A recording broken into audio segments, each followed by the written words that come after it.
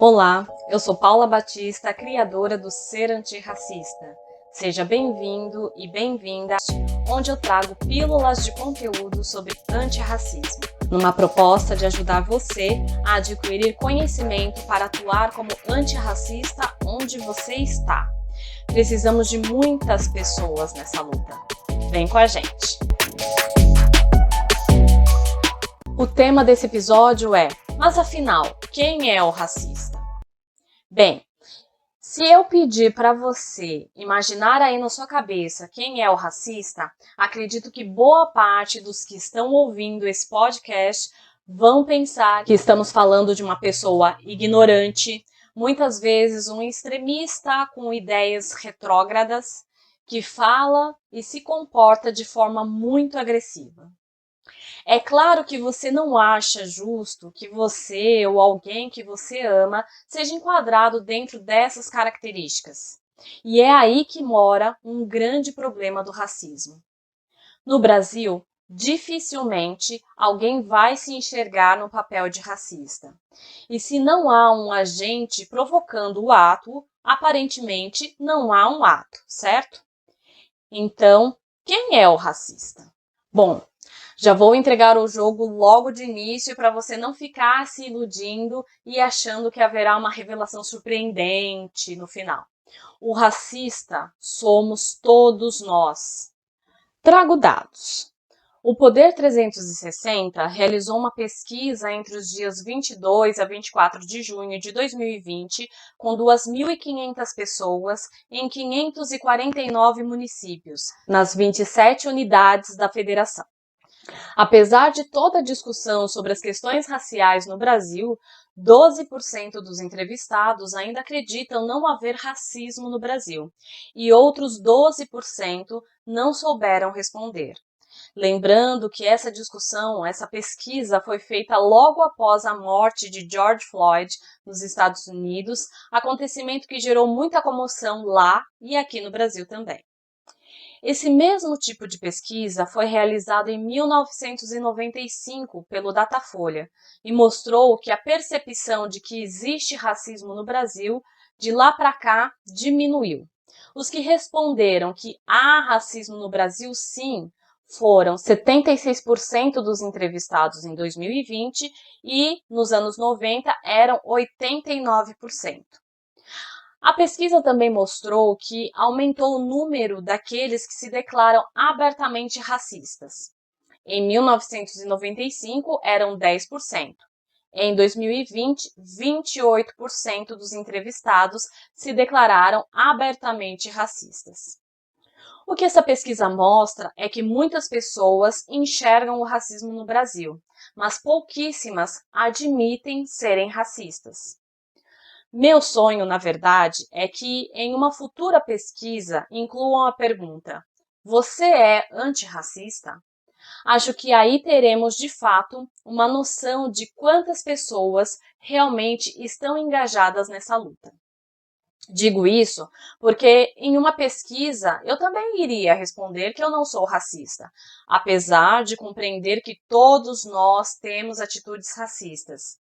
Então, essa pesquisa, ela não dá a dimensão exata de quantas pessoas realmente estão engajadas na luta do antirracismo. A classificação não racista é o nosso problema aqui. A maior parte das pessoas negam ser racistas, inclusive quando cometem racismo. Isso porque associam a ação a um estereótipo muito negativo. Pense aí em todas as vezes que alguém, principalmente pessoas públicas, foram acusadas de racismo.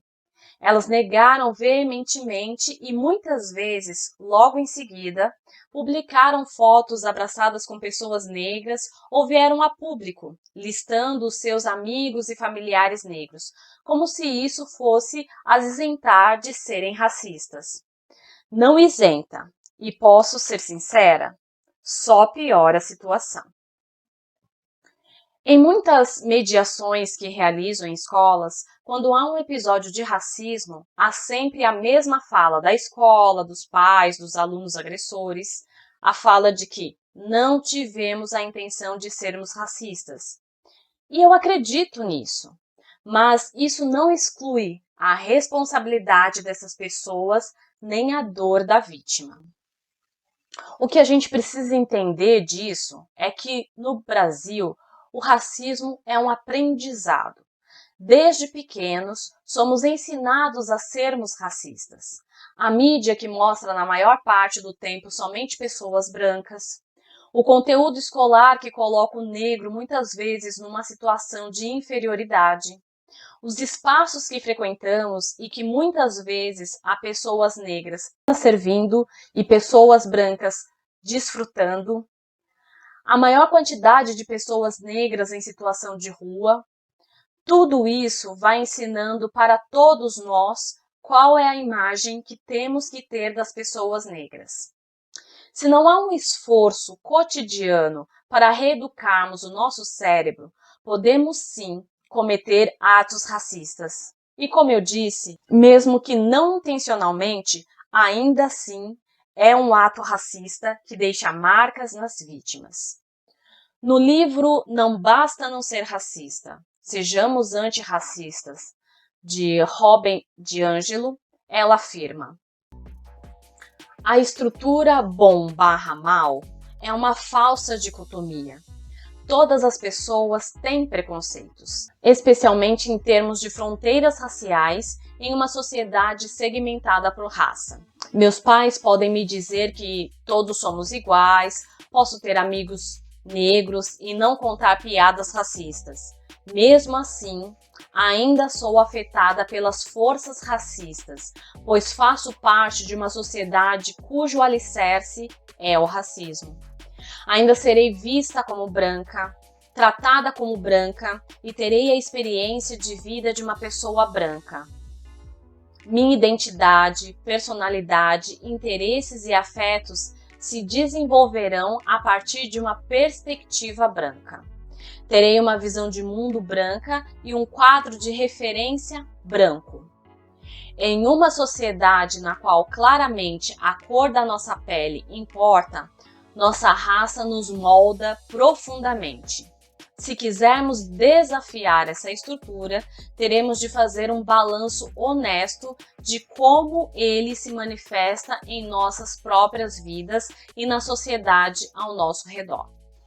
Ou seja, o que a autora quer trazer aqui é a ideia de que admitir que você ou alguém que você gosta pode ser racista e de que a ação daquela pessoa em determinado momento foi racista, não te coloca ou a coloca automaticamente do lado dos maus. Tudo isso faz parte de algo estrutural. E vejam bem, não estou dizendo que está tudo certo, tudo bem ser racista. Estou pedindo para você admitir que tem comportamentos racistas. Só podemos lutar contra algo que existe, e isso passa pela nossa conscientização e admissão do problema. Não podemos fugir da realidade. Há racismo no Brasil. Somos ensinados a ser racistas e, se não lutarmos contra, assumindo uma postura antirracista, seremos atravessados e teremos comportamentos racistas, que anteriormente poderiam até passar desapercebido, mas agora não passarão. Cada vez mais pessoas estão tomando consciência. O que precisamos compreender é que não dá para colocar uma placa definitiva no peito escrito "aqui há uma pessoa não racista" e seguir cometendo racismo. Ou achar que o fato de ter amigos e familiares negros, gostar de samba, ter ídolos negros, ter funcionários negros, frequentar religiões de matriz africana vão te blindar de ser racista. Como eu disse, o racismo nos atravessa, porque ele é estrutural e é um aprendizado. Há um principal complicador nessa equação. Muitas pessoas se declaram não racistas. E isso, na consciência delas, tira o peso sobre o problema com a ideia de que, bom, já que eu não sou racista, não faço parte do problema, logo não preciso me responsabilizar ou agir contra ele. O que é um grande engano. estamos na mesma estrutura racista. O Brasil é um país racista, logo o problema é seu também. E principalmente a responsabilidade de mudar a realidade e lutar por mais igualdade racial. Está na hora de admitir então que não somos todos iguais. Pelo menos não temos oportunidades iguais. Somos mesmo todos racistas, porque aprendemos a ser assim. E precisamos nos esforçar para não sermos. Se você ainda está na dúvida de como atuar na contramão do racismo, para não ficar nesse limbo de eu não sou racista e não preciso fazer nada, dá uma olhada no episódio anterior onde dei 10 dicas de como ser um antirracista na prática. Bom, para simplificar, podemos dizer que temos 3 perfis principais na nossa sociedade e todos podem vir a cometer racismo. Temos o racista assumido, que tem comportamentos racistas conscientes e intencionais. Temos os que dizem não ser racistas, que diz que somos todos iguais, que fala que não enxerga cores, tem amigos, familiares, ídolos negros, gosta de samba, é de religião de matriz africana, mas tem comportamentos racistas não conscientes. E, além disso, não age contra o racismo. Esses são os que se dizem não racistas. E temos nós, os antirracistas, que temos o compromisso em aprender sobre antirracismo e agimos contra o racismo conscientemente com ações que impactam o local onde estamos. Atenção!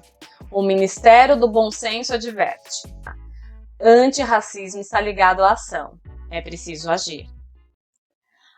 E falando nisso, em ação, todo final de episódio quero sugerir uma ação antirracista para você. E aqui vai ela. Considere as questões de injustiça racial como se fossem suas. Abandone a posição de aliado. E entenda que você não está ajudando alguém em uma luta específica. A luta é sua, a luta é nossa. E aqui finalizamos mais um episódio. Lembre-se sempre, a luta é nossa.